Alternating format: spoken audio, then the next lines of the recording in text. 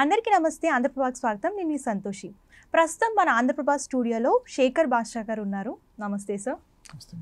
Sir, యాక్చువల్గా వీళ్ళిద్దరి case ఒకెత్తి అయితే మధ్యలో ఈ సమీర్ ఎవరు? సమీరు మాస్టర్ వాళ్ళ మేనల్లుడు. అతను అప్పుడే 10th క్లాస్. ఈఎంఐ కన్నా చిన్నవాడు. అతను అప్పుడప్పుడు షూటింగ్లు చూడడానికి మాస్టర్తో పాటు వస్తే అక్కడ పరిచయం. ఈ అమ్మాయి ఆల్రెడీ మాస్టర్తో ఉందని అతనికి కూడా తెలుసు అనుకుంటా. I don't know what ever. But ఇతన్ని కొంత హెరాస్ చేసింది అనేది అతని స్టేట్మెంట్. సో దానికి అతను పోలీస్ స్టేషన్కి వెళ్ళి సాక్ష్యాలు కూడా ఇచ్చాడని చెప్పి కూడా విన్నాము.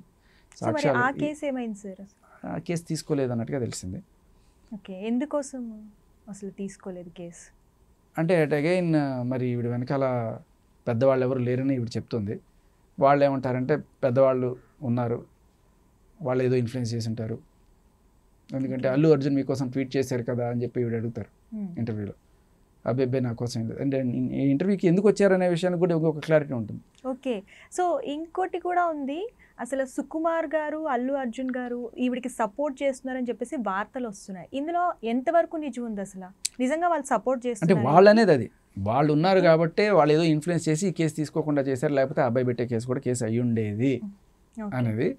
బట్ ఏదేమైనా వాళ్ళు సపోర్ట్ చేస్తున్నారు లేదంటే ఖచ్చితంగా ఆమె చాలా క్లియర్ కట్గా నాకు ఏ రకమైన సపోర్ట్ లేదు అని చెప్పడానికే ముందుకు వచ్చినట్టుంది. పుష్ప 2లో ఇప్పుడు వర్క్ చేసిన మాట నిజం, అందరికీ తెలిసిందే.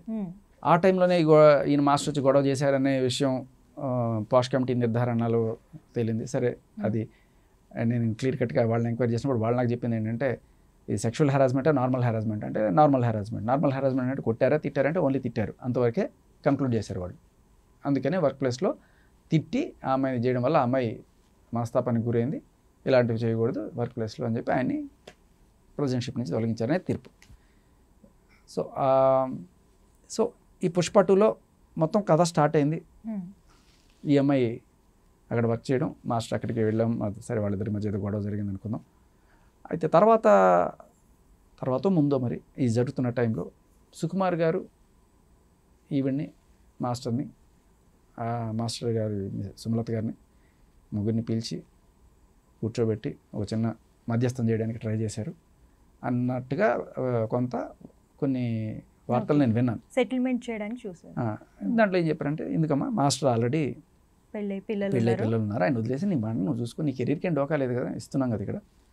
సో అని చెప్పి ఆవిడకి చెప్పినట్టుగా సమాచారం. అయినా కూడా ఆవిడ వినకుండా ఇంకా రెచ్చిపోయి వెళ్ళి కేసు పెట్టిన తర్వాత మరి సుకుమార్ గారు తర్వాత ఆపడానికి ట్రై చేయలేదు, అల్లు అర్జున్ గారు ఆపడానికి ట్రై చేయలేదు. ఈవిడేమంటుందంటే అసలు నేను వర్క్ అయిపోయిన తర్వాత ఏ రకమైన సంబంధం ఉండదండి నాకు, వాళ్ళతో నాకు ఏ రకమైన డిస్కషన్ కూడా ఉండదు. I'm a pure professional.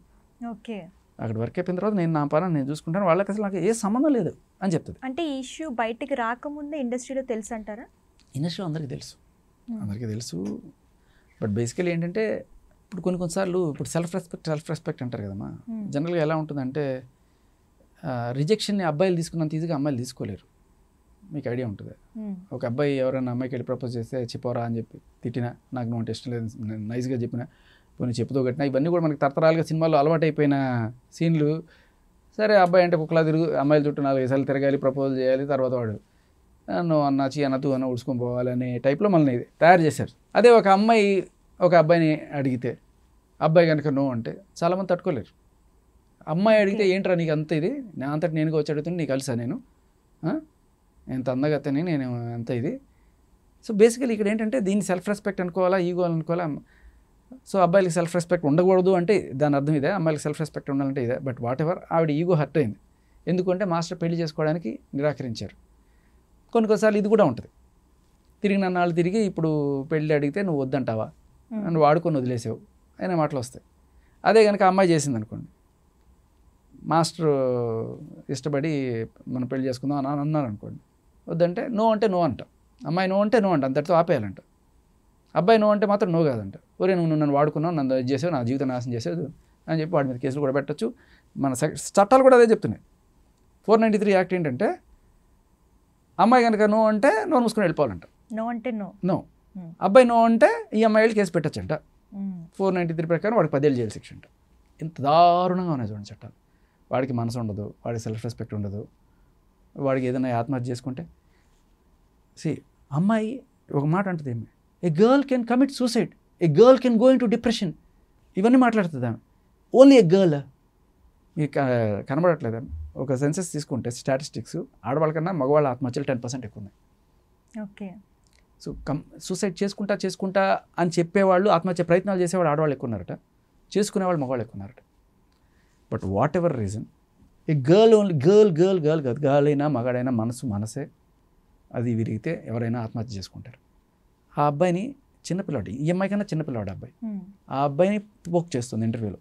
Sameer ఎక్కడ ఆత్మహత్య చేసుకుంటా ఉన్నాడు, ఇంకా చేసుకోలేదా? ఆత్మహత్య చేసుకోవాలట అబ్బాయి ఇప్పుడు.